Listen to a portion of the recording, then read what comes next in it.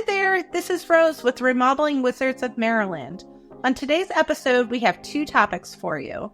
First up, we're going to give you a red flag for you to be aware of when hiring a contractor. Next up, we're going to define the term time and materials. Stay tuned.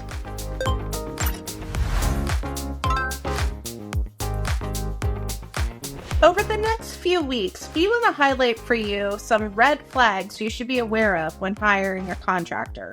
John, can you give us one today? Sure. Here's one I hear every single day. I'm talking to a prospective client, and they say they were given a quote from another contractor. My first question is, was it in writing? If they give you a verbal quote, they send you a text with a number on it, it just doesn't make any sense for you. What you need is an actual written quote. On that quote, it should have the contractor's name, their address, their MHIC number, so you can check to make sure they're licensed. Your name, your address should be on the quote. The scope of work, the total price. And in addition to that, how long is the quote good for? There should be some type of an expiration date on the quote. That's my tip.